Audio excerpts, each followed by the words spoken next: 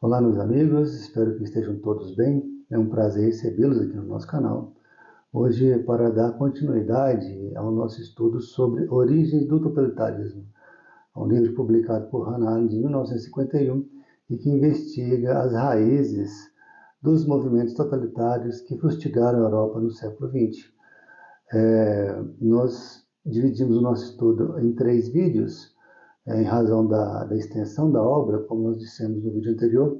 É uma obra bastante longa, né, e bastante densa, tem em torno de 770 páginas nessa edição, fora as notas, né, prefácio da própria autora.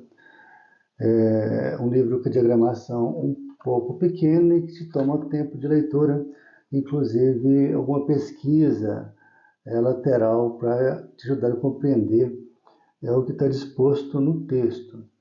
Mas sobre o primeiro capítulo, que é o antissemitismo, nós já falamos, né, no vídeo anterior. Inclusive, vou até deixar a descrição aqui depois, o link na descrição, para se caso os colegas queiram acessar. Hoje nós falaremos sobre o imperialismo e, na parte final, no último vídeo, nós falaremos sobre os totalitarismos. Nós falamos um pouco da biografia da Hannah Arendt, né, no primeiro vídeo, apenas retomando. Ela é uma filósofa alemã de família judia, que se formou em filosofia, teve como companheiras intelectuais, né, como professores e colegas, mentes de peso como Heidegger e Jaspers. Ela fugiu da Europa na década de 30, perseguida pelo nazismo, até chegou a ser presa num campo de concentração, mas conseguiu fugir e foi para os Estados Unidos, onde ela construiu uma carreira acadêmica e jornalística. Aí publicou obras importantes, considerada uma das grandes pensadoras da filosofia política do século XX. Mas, enfim, apenas antes de entrar no assunto em si, eu gostaria de pedir aos colegas que, se puderem fazer o obséquio, se inscrevam no nosso canal e curtam nossos vídeos. Entre 1884 e 1914, a Europa viveu uma espécie de tédio, uma espécie de marasmo, que foi quebrado apenas pela empolgante aventura imperialista de alguns países pelos continentes asiático e africano. Evento de relevância intra-europeu que aconteceu foi apenas a disputa efetiva por poder político pela burguesia. Na verdade, ela já tinha alcançado, né, a esfera política algumas décadas antes, mas só no final do século XIX ela efetivamente vai disputar espaço e vai buscar assumir as rédeas integralmente do Estado e dos mecanismos de poder, quando a burguesia deixa de reconhecer os limites nacionais, as fronteiras como barreiras que impediam a expansão econômica, é quando de fato o imperialismo nasce. A burguesia ela precisa da lei para viabilizar a fuga de capitais para investimentos além das limitações nacionais. Porque ao longo do século XIX, ocorreu uma espécie de acúmulo de poupança, acúmulo de capital que ficou sem uso, ficou completamente estagnado. E para movimentar esse capital, para que pudesse gerar muito mais capital, era necessária essa expansão de mercados, né, e expansão de investimentos. Não foi a primeira vez na história que ocorria ampliação do território dos impérios através de conquistas. Inclusive, ela faz algumas analogias com o Império Romano e com as cidades-estados gregas, né? Sendo que esses últimos, de certa forma, tentavam assimilar as partes conquistadas, algumas vezes preservando a cultura local, outras vezes cobrando taxas, né, impostos apenas, mas garantiam certa autonomia desse povo. De alguma maneira, os imperialismos do século XIX tentaram fazer isso, mas não deu muito certo. A Inglaterra tentou fazer isso, em certa medida, em algumas colônias. Nós temos o caso da França, que tentou na Argélia, mas acabava que degenerava em tirania e violência e arbitrariedade, mas no fim das contas eles acabavam se tornando cidadãos de segunda categoria. E conquistar esse território gerava um grande problema, que era a sua manutenção, porque, em regra, assim que eram dominados, as populações locais elas se uniam em torno da ideia de resistência. Se havia algumas divergências internas entre tribos, entre etnias, entre grupos humanos diferentes, a presença do estrangeiro acabava por fornecer um elemento de aglutinação dessas pessoas que passavam a lutar contra os seus conquistadores. E, naturalmente, que isso descambava para repressões, para mortes e para violências de todas as espécies. Nesse ponto, a autora faz uma reflexão sobre a relação entre política e violência. As duas sempre estiveram conectadas de alguma forma.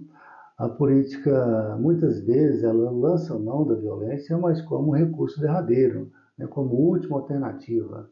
Depois de esgotado todos os mecanismos institucionais de diálogo, de negociação, acaba que é necessário recorrer à força, né, para impor o ponto de vista vencedor. Porém, os imperialismos, no processo de dominação e de manutenção dos povos que foram colonizados, se ignorou essa característica de usar a violência como último recurso. E ela passou a permear todo o processo. Ou seja, ocorreu uma banalização da violência pelo poder político. E a despeito da literatura política enquadrar Hobbes como um filósofo do absolutismo, Hannah Arendt diz que ele é o verdadeiro filósofo da burguesia, visto que séculos antes ele antecipou o comportamento burguês, principalmente no que se refere à tomada do poder político. Hobbes, em sua obra, diz que para que seja viável o aumento permanente da riqueza, é essencial que se conquiste e que se preserve o poder político. Outra coisa importante que Hannah Arendt mencionou sobre os imperialistas foi como eles usaram o discurso da raça para justificar atos violentos no processo de conquista e submissão dos povos. Eles lançaram mão dos discursos raciais que surgiram na época, né, principalmente na segunda metade do século XIX, que afirmavam que existia uma hierarquia entre raças, tendo, claro, como a raça mais superior a raça do homem europeu, a raça branca, de maneira que a raça branca ela poderia civilizar, levar conhecimento, né, e submeter a raça inferior. Esse discurso foi utilizado para empregar métodos violentos, né, para aqueles que resistiam à ocupação europeia nos continentes africanos e asiático. Apesar de que, muito curiosa essa questão, a autora cita que a prática de violência, né, de submissão de um povo pelo outro, ela já era conhecida no interior do continente africano. Na prática, os europeus não trouxeram nada de novo, porque existiam guerras entre reinos e tribos rivais, e os vencedores exploravam, né, os perdedores expoliavam, inclusive escravizavam em alguns casos, de maneira que essa prática violenta ela já existia entre os próprios africanos.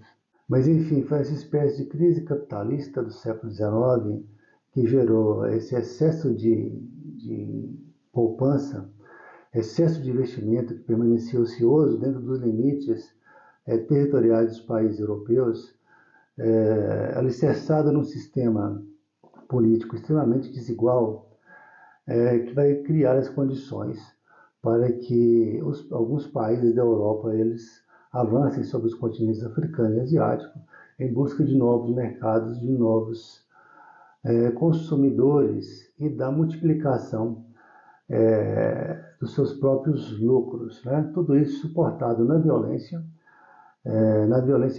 política como primeira medida, né? Não como última, e também no discurso hediondo, né? Falacioso de hierarquia das raças.